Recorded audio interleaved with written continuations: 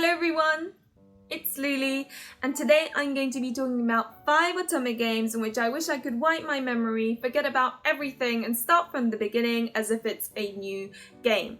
But anyway, let me start.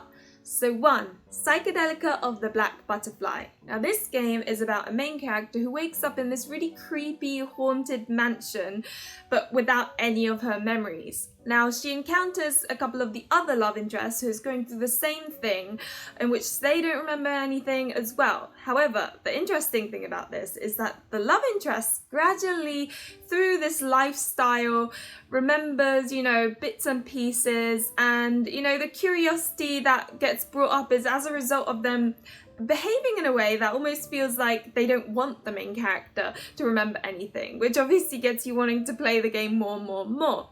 Not to mention at the end when you realise and find out about everything and learn of what happened in her past and all this, it's kind of like one of those moments where you're like, oh my gosh, no way.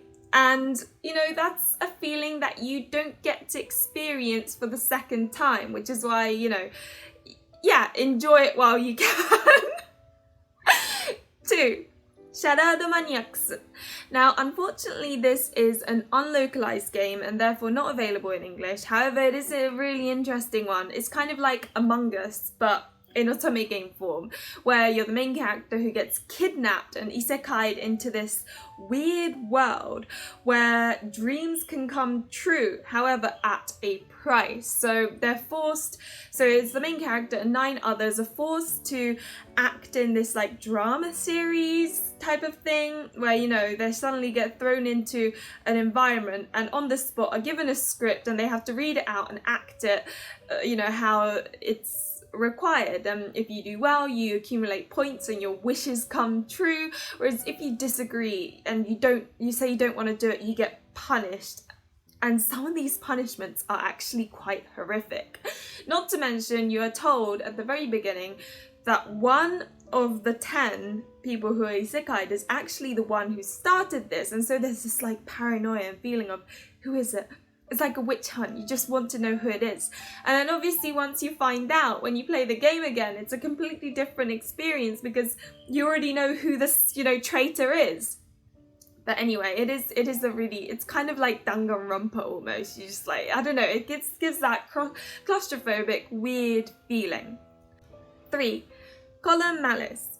This game is set in a different dimension, Shinjuku, I guess, and it's a Shinjuku that is terrorized by this terrorist group called Adonis. Now the main character one day gets kidnapped and then this collar is placed on her that is a link with Adonis where Adonis can listen to her and talk to her through this collar and get her to do different things, and it's all about her trying to figure out alongside these love interests who's behind it. But what's interesting about this game is each love interest, it's about the love interest, but it almost feels like it's about one of the terrorist group members, because in each route you learn a little bit about one of the members.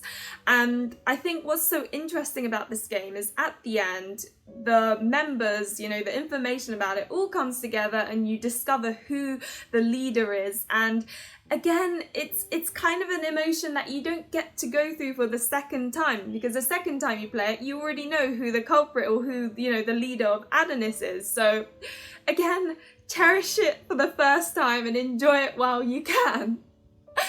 4. Zettai Kaikyu Gakuen.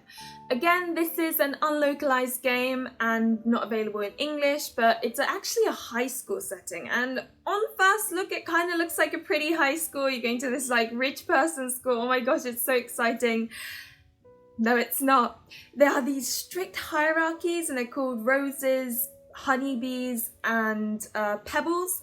If you're a rose, you get like excellent treatment, everyone's sucking up to you, you have a grandiose lifestyle. However, if you're a pebble, unfortunately it's going to be a daily life of being bullied.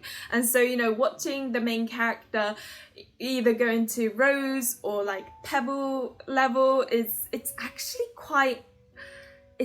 quite horrible, really, especially when she's a pebble and she goes through these difficulties, and some characters are incredibly bullied. But the reason why I wish I didn't remember anything is because there's a main route and then there's a truth route. And when you discover all the secrets behind this school, you just can't help but kind of, you're amazed. You sort of think, I did not realise that this is what was going on. Again, feeling you don't get to experience for the second time. Fifth and last one, you probably all guessed this, is Amnesia Memories.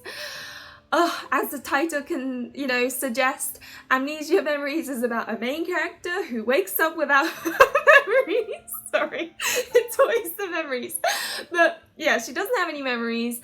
And in each world, because at the beginning you pick one of the worlds, it's weird because you don't know whether you can trust the love interest or not. And you'd expect to be able to trust the love interest because it's the love interest, but in each route there's this sense of eerie paranoia where you can't help but wonder why, like what's going on, what are the intentions of this character.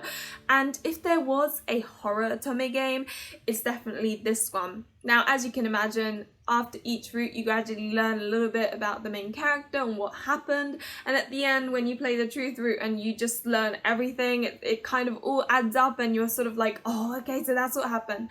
Again, a feeling you only get to experience for the first time.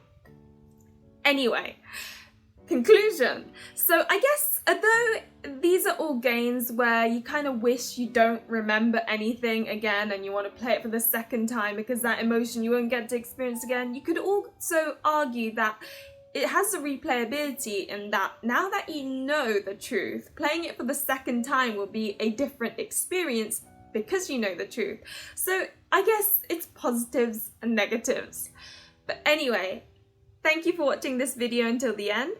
As is always the case, remember to like and subscribe if you enjoy the content, and comment below what games you wish you could forget about and start again.